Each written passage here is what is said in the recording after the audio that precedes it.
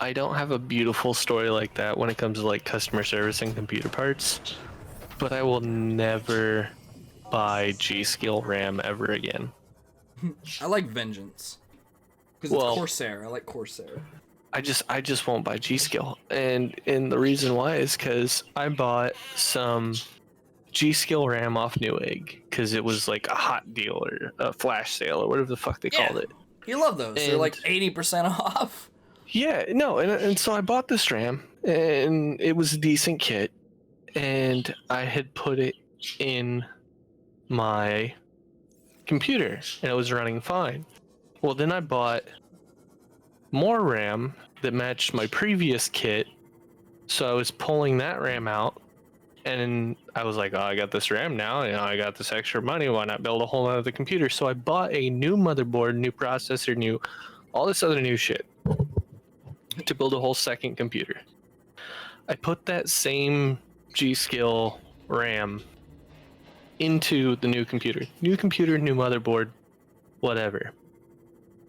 And I put it in there, and it wouldn't work. I took one of the RAM sticks out and noticed that the fin, not the fins, but the little copper contact points had lifted from the PCB and snapped off in my RAM slot. Oh, Lord. And so, I was within, my new, if it was a Newegg product, I was within my Newegg period to, return it. However, this was not the case because it was not sold from Newegg. It was sold from, a different company. But it was still under the manufacturer's warranty by the standards of, when I got it. And so I email up G-Skill customer service because, again, you can only contact these fuckers through email. Yep. And I just sent him pictures, and I was like, all right, I'm sure that this can't be refunded. Well, that's totally fine. Is there a way I can send it in to get it repaired, or is there a way I can repair this myself? Where can I go from here? The generic ass email that I got back was, this problem occurred because your motherboard was dirty, and you should make sure that your motherboard is clean before you insert RAM sticks into it. And that particular issue is not covered under your warranty, so there's nothing we can do.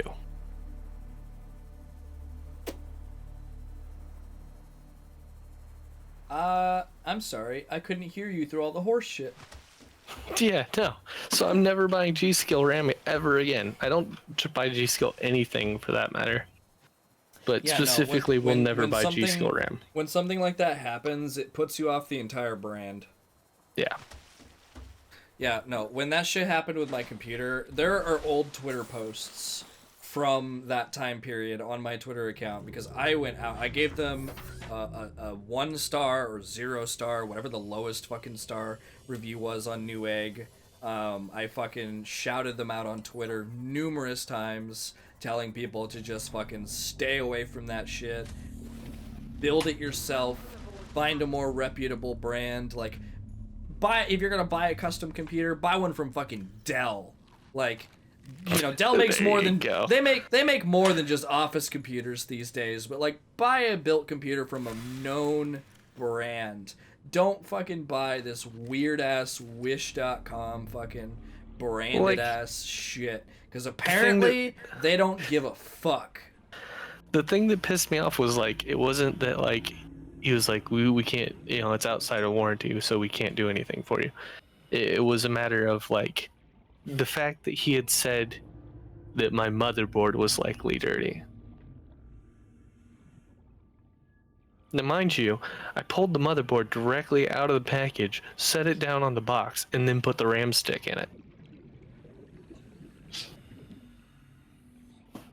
And I told him, I said it was a brand new motherboard. Your motherboard's RAM slots were dirty. You need to make sure that your RAM slots are clean before you insert the sticks. It's like, you can't just own up to the fact that you faultily applied these few pins on this one stick of RAM. It's like that your machine with all of its fucking gears and whatever didn't fucking get this one right.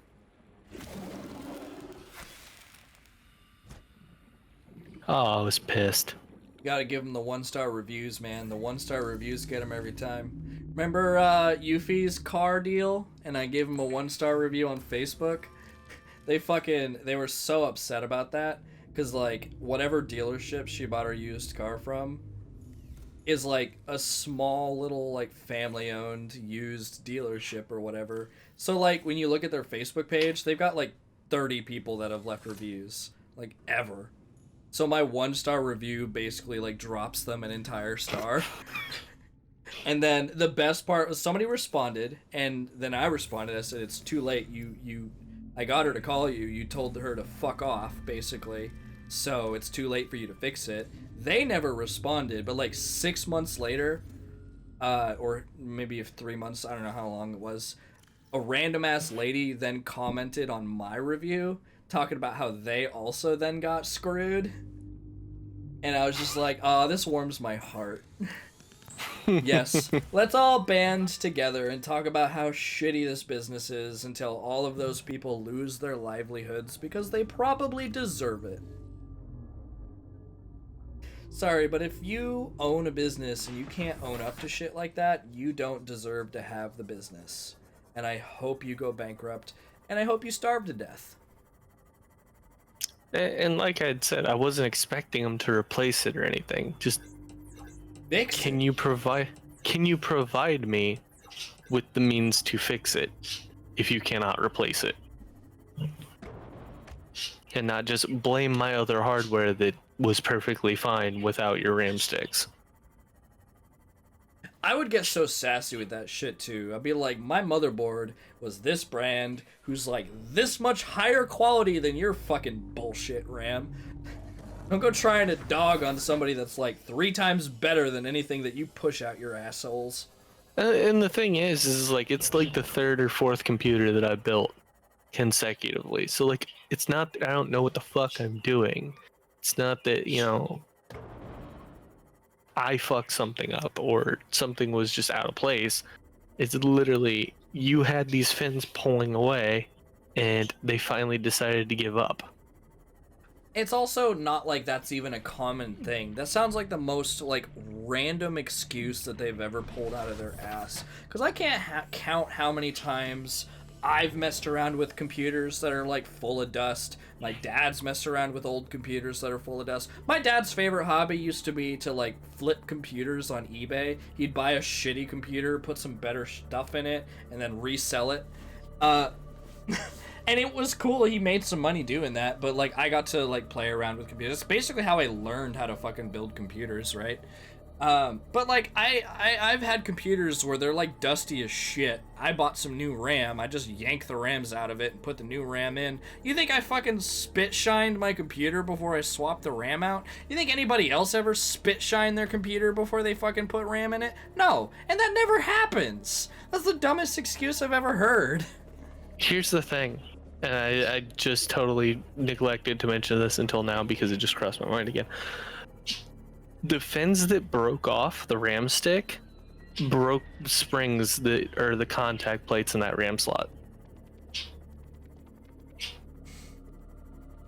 Like the springs on the side for the clip that holds the RAM. Yeah, for the not for the clips, but for the little contact plates.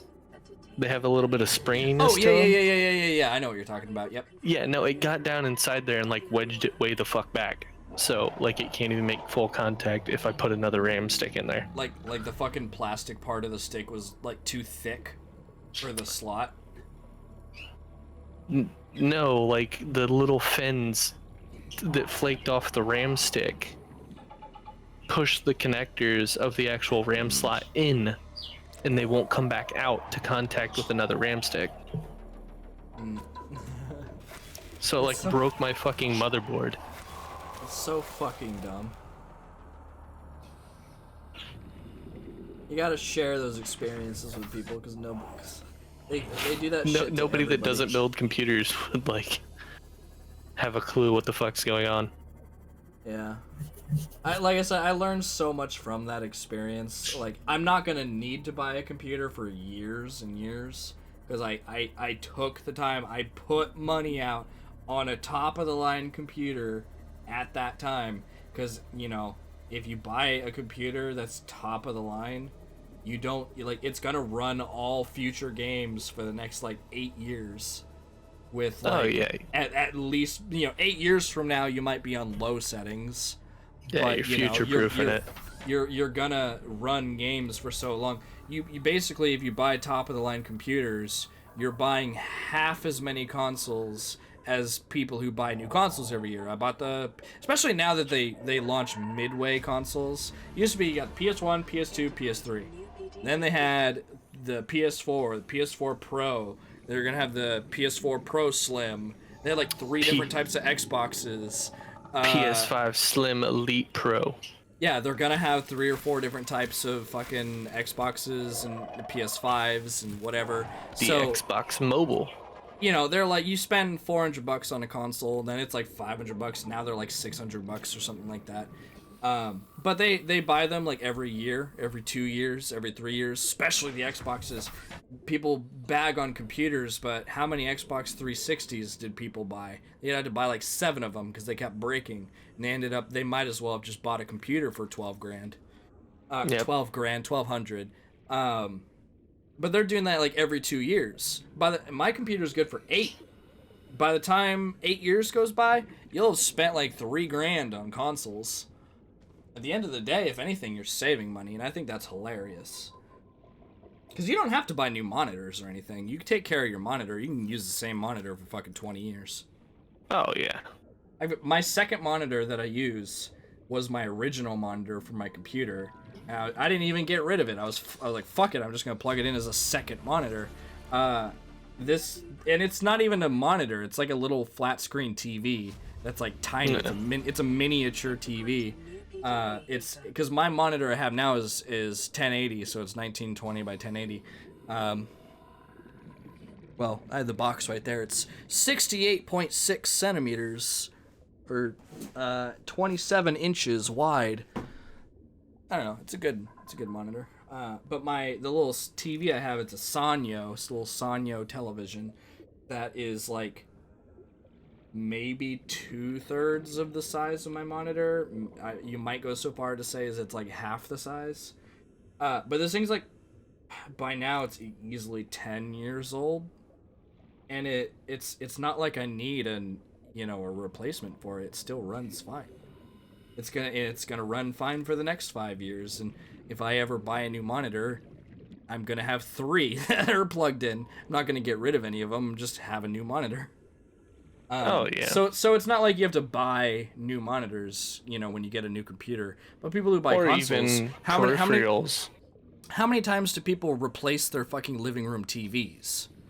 Or the controllers. I've never had to replace my monitor, but I can't count how many TVs have gone through our living room, because especially, older generations buy new TVs all the time. But like my parents, I don't watch the TV in the living room because I don't really watch TV, but we've had a plasma screen, another plasma screen, like an HD TV, another HD TV, a bunch of giant ass flat screens. There's been at least 5 different TVs in our living room over the last like 8 years.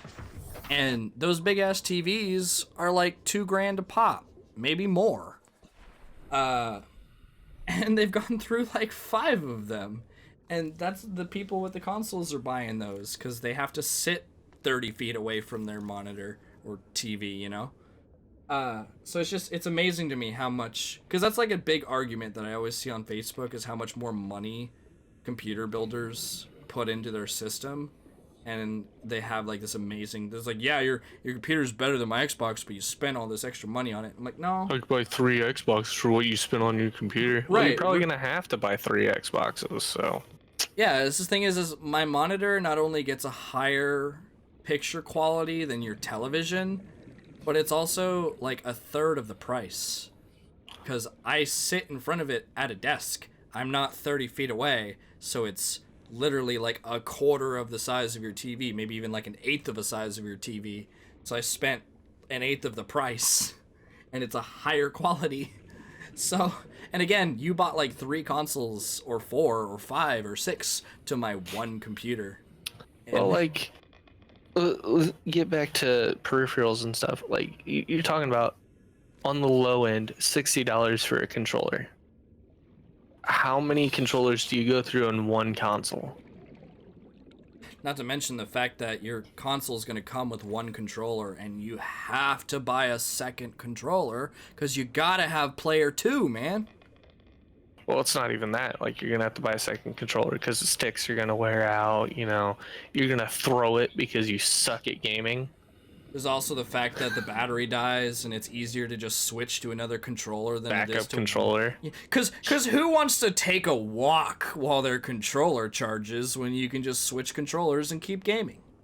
So you pay $60 per controller. You can get away with, or you used to be able to get away with at least $30 for a keyboard mouse combo, and you probably run that shit into the ground for about 3 years. Oh, you absolutely can. The mouse that I'm rocking right now, it doesn't even have a fucking brand on it. Because it's some weird made in China mouse. And I had a wireless mouse for a while. I was sticking with it because I liked not having a fucking cable yanking every 5 seconds. But this one had a long enough cable that it's not really an issue. And I got tired of the lag that I was getting from the wireless mouse. Transmission. But my microphone was picking up the clicking. If you look at some of my earliest videos, you can hear me clicking when I'm playing like Hollow Knight or something like that. Because my old mouse was like super loud, and that was something that I noticed. I'm like, okay, that's something that I can afford to improve on in my videos. I can get a silent mouse. So I started looking for silent mouses, and I didn't want to spend a lot of money, so I was looking at like $5 mouses. This mouse was probably like $5-10. It's silent, it's luminescent, it changes colors, which is like every gamer's dream. It's red right now. Sometimes it turns purple, sometimes it turns blue, whatever. You know, it doesn't matter. And then I have a wireless. Up 2 of the mouse that I have for like $12 total.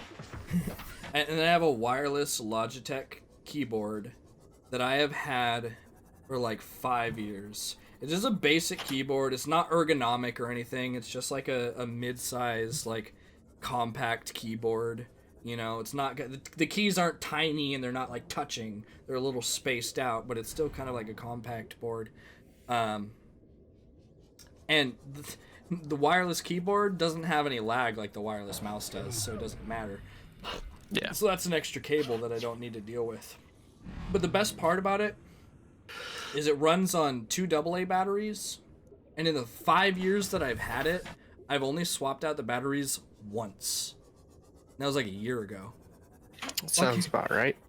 And I don't ever turn it off. Like, when I first got it, don't get me wrong, when I first got it, I would turn it off every night when I stopped using it to save battery. But, like, after, like, a month of not having to change the batteries, you're like, all right, okay. Because I'm used to, like, a TV remote would die after a month. So I'm like, the keyboard's got to, like, die after, like, a month or something, right? No.